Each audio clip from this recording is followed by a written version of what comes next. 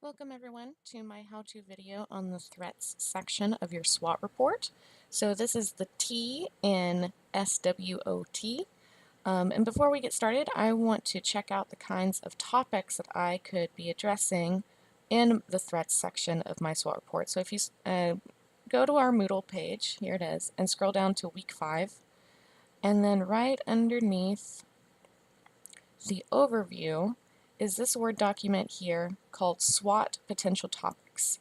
And this gives you some potential categories for every section in your SWOT report. So if you click that and open that up, this is what will pop up. Okay. And so, as I mentioned earlier in the video about planning your research for this project, not all of these categories are going to be relevant to the business that you've selected, but I just wanted to give you an idea of what threats are. So threats are anything outside of the business's control. So factors outside the business or what the business can control that deters customers from our target demographic. So whoever our current customers are, this would be something outside of us that steals our customers away or makes them not want to come do business with us. Something that maybe increases costs for us or in some other way threatens our ability to be successful. So this would be the negative side of a going concern. Something that is going to threaten our ability to grow, be successful, or keep our profits where they are. Okay, so it's something external, and so the most common thing that people think of is competitors. And competitors are definitely external to us. We don't have control over what our competitors do. Political effects, so are there legislations passing that would affect us and put restrictions on us? Political effects may just be like people's attitudes or politicians' attitudes towards us that may be turning public opinion against us. Environmental factors. So this could be, so for example, Espresso Royale, wherever they get their beans, their coffee beans from, there may be concerns about flooding that year or something like that. New technologies that might make our work irrelevant or outdated. Market demand, so if demand is going down, that would be a threat to us. So seasonality is a really common one for college town businesses that depend on college students. So again, some of these may be relevant to your particular business and others won't. So you should pick the ones that are relevant to you or that you think is relevant to you, and then based off of the research, decide whether or not they make it into your SWOT report. So basically in your paragraph, you need to be addressing these 3 topics. Prove that the threat exists. So this might be news articles, it might be comparing our prices to theirs if it's a competitor and showing that the competitor's prices are better than ours. So you have to prove that it exists, that it's happening. And then you need to prove how it can harm your business that you selected. So this is a part that many people forget about. Just because something occurs doesn't necessarily mean that it hurts our business. And so remember that in the middle of your body paragraph, you need to prove that this topic is having one of these effects. It is either drawing our customers away from us, and remember, you'd only be talking about our current target demographic, whoever makes up the majority of our current customers. So for example, in the Deer 72 example, their primary audience is Chinese international students at the U of I. And so a threat would be anything that draws that particular customer group away from Deer 72. It could be something that would increase our costs or something in general that would threaten our ability to continue running as a business. So definitely have to prove how it will harm us. Will it be one of these categories? And then you need to explain to your reader how you know that. And then finally, you need to recommend ways to reduce the threat. So other ways that you can figure out how a threat is harming us is by considering these 3 questions. How likely is the threat to occur? If it's not very likely, then you may not want to waste your time researching and writing about it.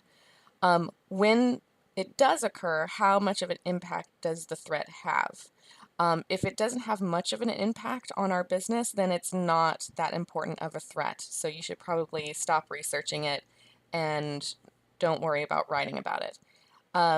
So basically, if a threat hits these first two criteria, that it's very likely that when it does occur, it will have a substantial impact or effect on us, then yes, you should write about it. Then it's clearly important to your reader. And then finally, how can the business mitigate or eliminate? Oh, that says illuminate. That is the incorrect word. Eliminate the threat. So you should really only be addressing 2 to 4 threats in your SWOT report. That will be consistent with the other sections. 1 will be too few. 5 will be too many for a project of this size. And so you really only want to include the threats that are most important to your reader, okay? So this is the challenge of aggregating, making sure that only the most important, most relevant points make it into the report, and you put them in the most relevant order. So you would put the biggest threat first and the smallest threat last.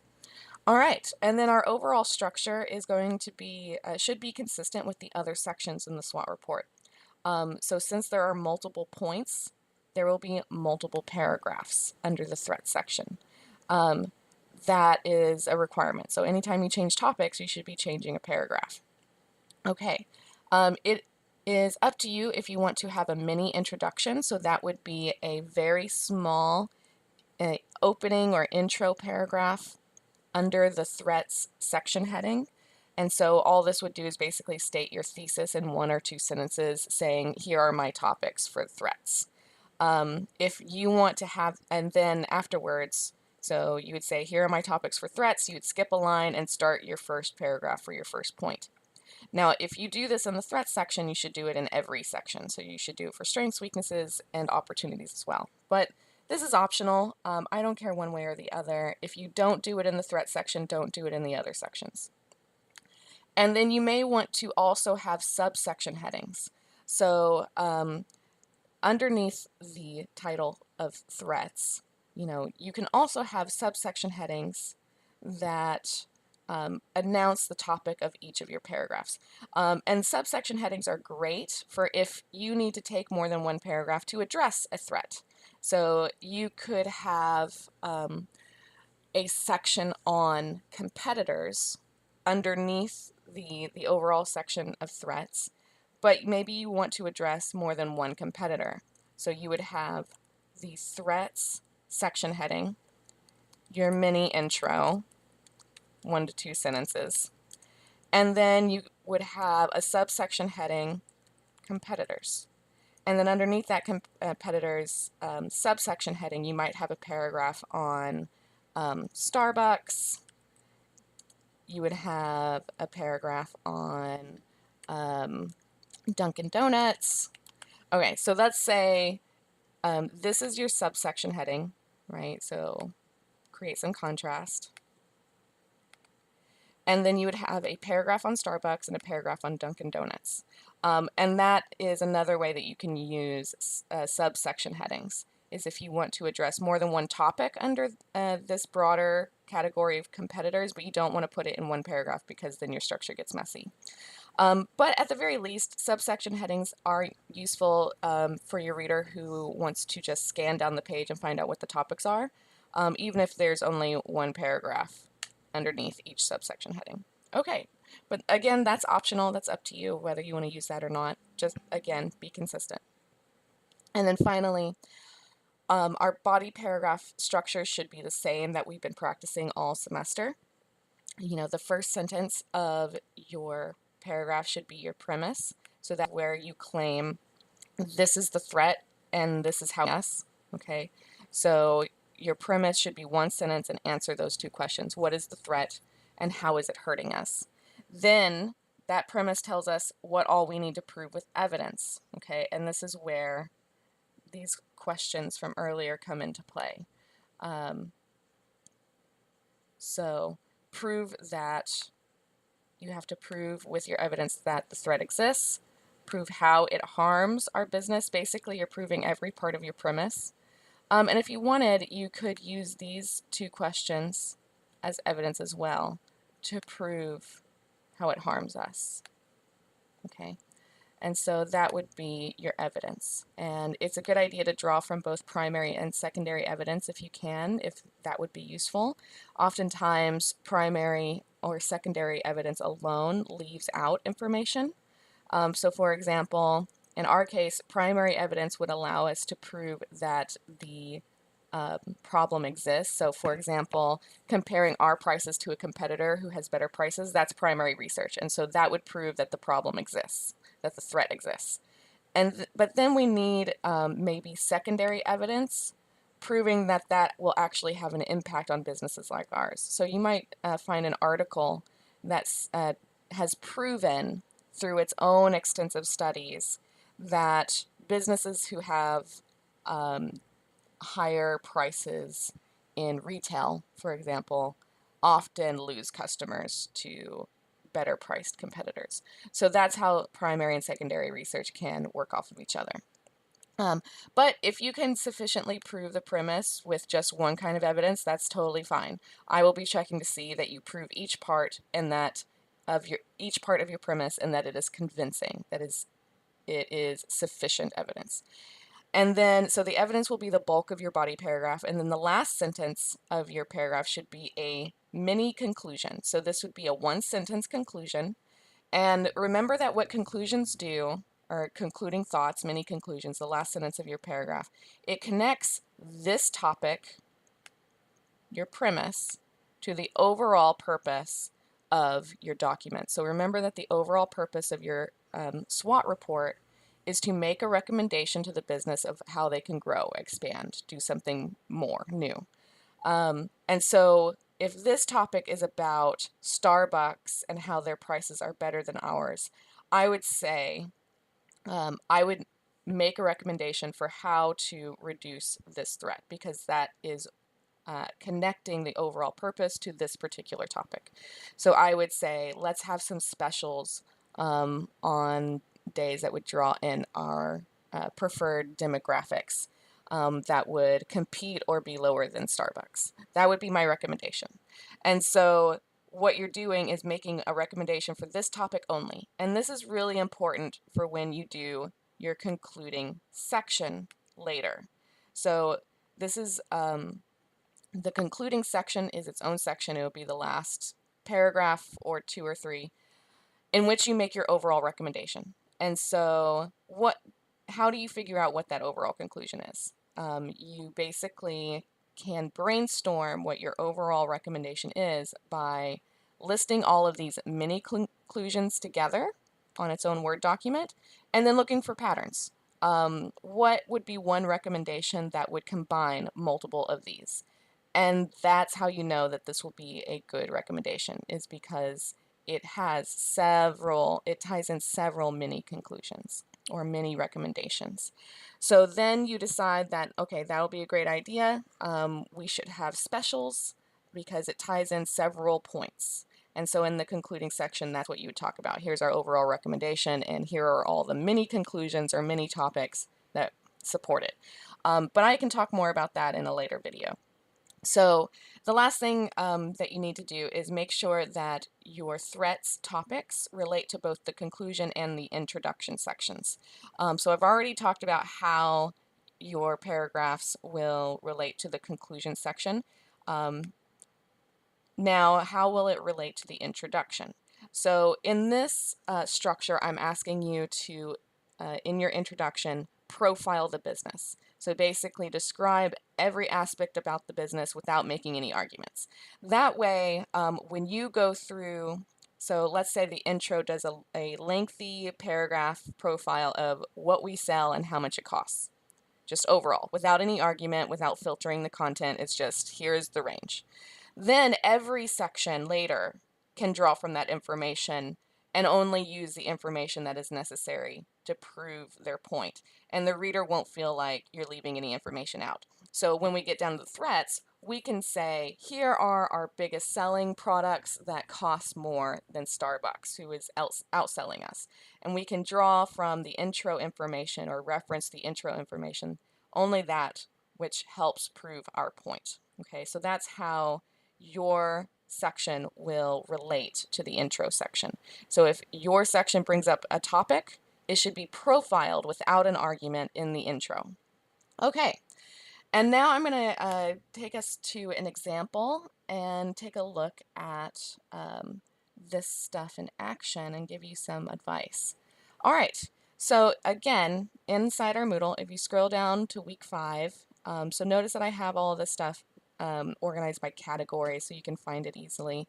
Scroll down to examples, and then underneath examples is this Word document, SWOT example commentary. So what this is the Dear 72 example with a couple of my comments on it. So if you click that and open it up, this page will pop up, and I've already scrolled down to the threats section for us. So notice that there is a, this is called a risk assessment matrix. Now, if you want to try to do this, that's fine, but you don't have to. Basically, what it is doing is, based off of their research, identifying what the likelihood of the threat is to occur, and then what the impact level is. And so those two categories combine give us the level of threat. And so this is a quick way of saying, okay, seasonal factors are the largest threat. It should be my first paragraph. Competitor branding is my second largest threat. It should be my second body paragraph, and so on and so forth, okay? So even if you don't put this into your threats section, this might be a good exercise just for identifying which threats are most important because they are more likely and more impactful than others. Okay, so as you can see, this threat section does have a mini introduction. So it introduces the topics that it will be addressing, competitors in the apparel retail industry, services and ideas distributed through new sales channels, as well as seasonal factors. So it has 3 topics, one on competitors, one on marketing, basically, and the other one on seasonal factors. It is weird that they are listed in this order because since seasonal factors looks like it's the most threatening, it should be the first one listed. It should be the first body paragraph. It should be the first one listed in your thesis.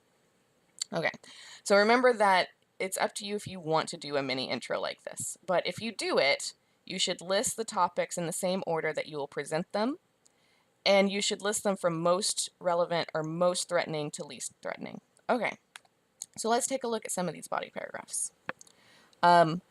So this first sentence here is a premise. It does have the successful components of a premise, and those components are telling us what the threat is and then telling us how it hurts us. But it doesn't flow very well. So if you pay attention to, or if you remember lesson 3 from William's book on clarity and grace, it tells us we should get to our topic quickly and the verb quickly. And so this is kind of in the wrong order. So if you look over here in my comment, and this is up on Moodle, it rearranges it based off of lesson 3, and it gets to our topic much more quickly. So changes in the seasons, that is the threat, right? And it is the most relevant one. So it looks like the thesis was just in the wrong order. So the premise, the revised premise, begins with the topic, changes in the seasons, can cause sales fluctuations in health, personal care, clothing, and accessory retailers like Dear 72. So notice that the longest, most complex clause is at the end of the sentence, the simplest one in getting to the verb cause, sales fluctuations in health, Okay, so this is a better structure for this premise, but this is also a really good example of what you need to include in your premise. Do not just say one threat is seasonal factors. That is a very boring sentence, and it basically forces you to waste at least 2 sentences for what you could say in one sentence. So start with the topic and then that will force you to say something about it. So what is the topic, and then what is threatening about it, okay? And so if you have a really good premise, what this does is sets you up really well to tell you, the writer, what you need to prove. So you need to prove that these seasonal factors occur, that and then how they affect our product sales, okay? So this starts really well with some great evidence about when sales increase the most in what seasons. So that's basically proving that seasonal fluctuation happens. So that's good. They're proving the first part. However, the way that they cite this is not effective and not in line with any citation style. They just say census.gov. According to statistics by census.gov. Well, if I wanted to find that source, like where this information in particular came from, I would not be able to find that. I have no idea like what report they're looking at. And so it's really important that you look at OWL Purdue or something, some source like that, a citation guide, and use your citation methods accurately, because your reader wants to be able to find exactly where you got that information from for themselves so they can make sure you're using it accurately. And if they can't find the sources themselves, they're not going to trust your information. You're going to lose credibility with them. Okay, so after you prove that the threat exists by saying seasonality happens and it has an effect on people's sales, then they need to prove that it harms our kind of business. But then this paragraph starts going into its own, a different topic. Then it starts talking about how because the Dear 72 relies on international students, the school session has an impact, a different impact. Now, the reason why I call these two different points is because this paragraph starts out by saying, December around the winter holiday is the best-selling season. But down here, that is when our target demographic leaves the area. And so these are two contradictory points. And so either the premise needs to combine them, or these need to be addressed separately. So the thesis did not introduce both of those topics. It just kind of brings in changes in seasons. But it's not just changes in seasons. It's the fact that the highest selling season is when our consumers are out of town. And so that's a far more interesting premise. So definitely, after you've written a paragraph, definitely analyze it, diagnose it, see if there's multiple topics, but at the very least, make sure that your premise is introducing the whole idea of the paragraph, not just the first part. So this is why I highly recommend that people draft their premise last. Write the evidence, write everything you want to say, and then in one sentence put it all together. So I would probably recommend that to this group. Instead of breaking this up into two paragraphs, I would revise this premise to encompass both that the winter holiday is the highest seller and our consumers leave town during that time. And that is a huge threat to us. Okay, so they just didn't introduce the full idea of their topic very well. Next. So here they make the claim that our customers leave during these breaks. And so for some people that might seem obvious, but I need to know to what extent, right? What is the level of impact when this happens? So earlier in this SWOT report, they had interviewed a manager of the store. And so this would be a great opportunity for some primary research here. If they could ask that manager, how much of a decrease do they see in shoppers during the winter? That would have been great evidence. So there's missing evidence here. So I'm definitely, one of the main things I'm going to be grading your SWOT reports for is logos. Do you have a premise that introduces the entire idea of the paragraph? Do you have evidence that sufficiently proves every part of that premise? So this is where their logos fails in two ways. Their premise doesn't introduce the overall idea. It only introduces the first part. And then they don't have evidence supporting every part of their thought, their claim. So that's problematic. So this is something that you can integrate into your writing process, right? Draft your first version and then again, diagnose your paragraph. What evidence is missing? And go out and do a second round of research. Okay. So the last thing I want to look at is the conclusion. So the last sentence should be where you make a recommendation for how to reduce this threat in particular. Okay. So their last sentence says, if the business could also market its distinctiveness to the American audience on campus, the impact that it faces during current down seasons could be leveraged. That's a good idea. So they're basically saying, make more sales during the school year. Or it could be about, they could recommend, trying to do e-commerce, so making sales. So this is why the opportunities. So the other thing I'm going to be grading for is, does this content belong here? Okay, or does it belong in another section? And so the threat section could get confused with many other sections. Basically, lots of people get threats and weaknesses mixed up because they get confused about whether it's internal or an external factor. But all of your recommendations, these last sentences, could get confused with the opportunity section. So earlier in the opportunity section, this group wrote about e-commerce and we should sell stuff online. Now, the only way that's an opportunity is if it would be drawing in people who are not our current customers.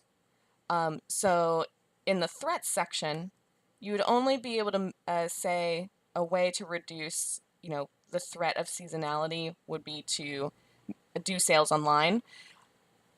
Well, you don't want to make the same point in two different sections. So you have to decide where it really belongs. So it would belong in the threat section if we would be selling to our same customer demographics that we sell to all year round. Okay, so if this would just be a different way of keeping our current customers, then it's a recommendation for reducing this threat. However, if e-commerce would be a way for drawing in new customers, people who are not international Chinese students, then it would be an opportunity because it would be drawing in new consumer groups. Okay, so that's the key to telling when it belongs, when your topic belongs as a recommendation to a threat or as its own paragraph in opportunities based off of who we would be selling to. Okay. And then weaknesses and threats, the difference there is weaknesses is something we have control over and threats is something we don't have control over. It's external to us. Okay. So that basically covers it. So make sure that your premise is introducing every part of your paragraph, every part of your argument, that you are proving with evidence that the threat exists, but also how it harms us. How do we know it hurts us? That's what was missing in the evidence here. And then make sure that your recommendation isn't really an opportunity in disguise. So make a recommendation down here. Okay, and then make sure that you use citation effectively. It doesn't matter to me which citation style you use, APA, MLA, Chicago, those all seem to be common styles, as long as you are doing it correctly and consistently. All right, I hope this video was useful, and if so, that you'll check out my others. Good luck.